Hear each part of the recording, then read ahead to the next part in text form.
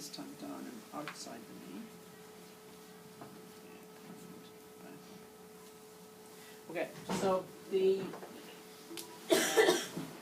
standard MWM or snag. Snag is a term for MWM that you do on the spine. So if you come across that term, actually I think it's used less now, but it's kind of sustained natural propensity. That's just what it's called. But it's like a lumbar mobilization movement.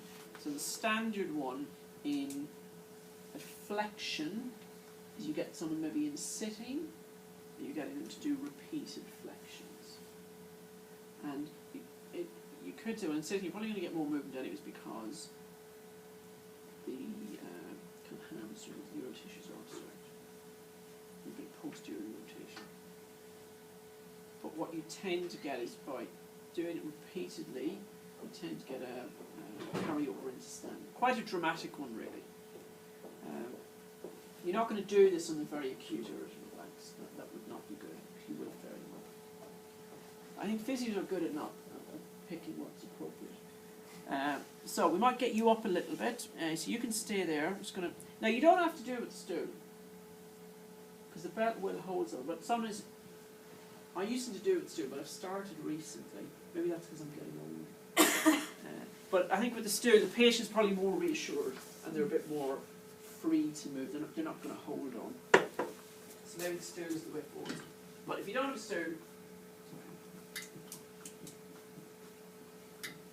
So we're going to get Philippa just to go forwards and down. So if you just flex down and then back up.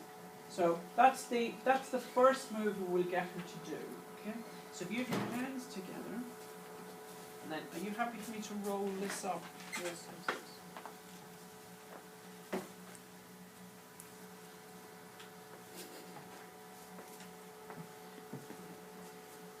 You can do it centrally.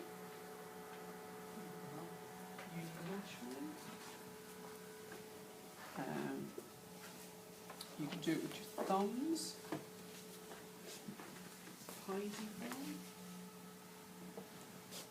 You're going to do a sustained move. And now, because it's in weight bearing,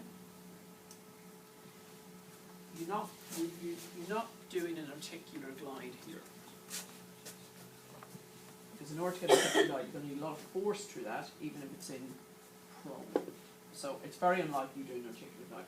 What you're probably doing is affecting something in those kind of myofascial structures, encouraging it to move. So why don't we do the standard technique and then we'll show how you can vary it. Right, I need another belt.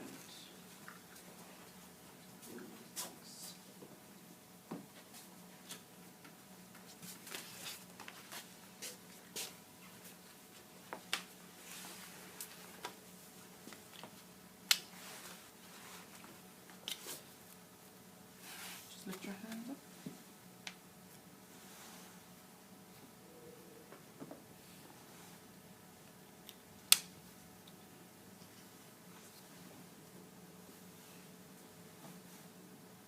So you can use a towel if it's not comfort.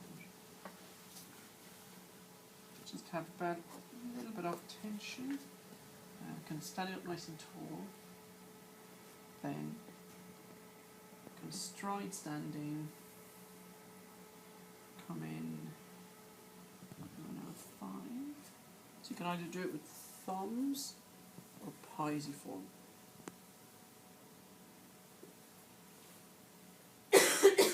And then you're going to stretch up, and then away you go. Go as far as you can. You get a really nice stretch with this. Back. Or with thumbs. Again. What you're probably doing with this is just re-educating the patient to move into that range, and it's in a very kind of, because you're pulling the hips back, you get a bit more lumbar movement, and you are encouraging that it's a safe, healthy thing to do. Where it is quite nice is if you've got a problem maybe with flexion rotation or flexion side flexion, so you can then use that combination. So we'll say, for example, that the main problem is when she reaches down to the side. So flexion, maybe flexion, right side flexion is the prime combination. So what you can do is do that stretch pattern in this position. So what we could do is we could go on the left side, and then if you go down outside the right knee, basically. So we could do like a combined movement. Okay. Or it might be that we've got a closing pattern. It's a bit more acute, it's localized, nothing kind of neural.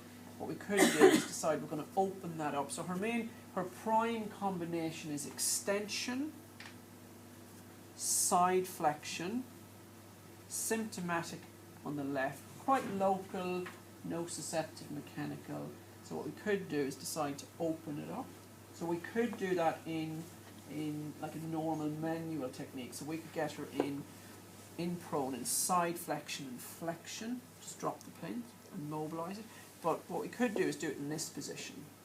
So we could really open up that left side. So we're going to go burn her into flexion, right side flexion. So she's going to go forwards. We could do it much more weight bearing function. So that's kind of linking a bit of combined movements to this. So you might decide if it's a compression pattern, you might think, well, I'll open it up, see how that affects it. And rather than do it in prone, you might do it more functionally like this. If it's a stretch pattern, you might think, well, I want to really work into that range. And you could do it like this as well. So the basic technique is a flexion one. And maybe that's what you want to do. But it's then thinking, well, how can I extend this a bit more? The other thing that's quite nice to do is to do some kind of myofascial stuff with it. So, just need to get in one thing you can see.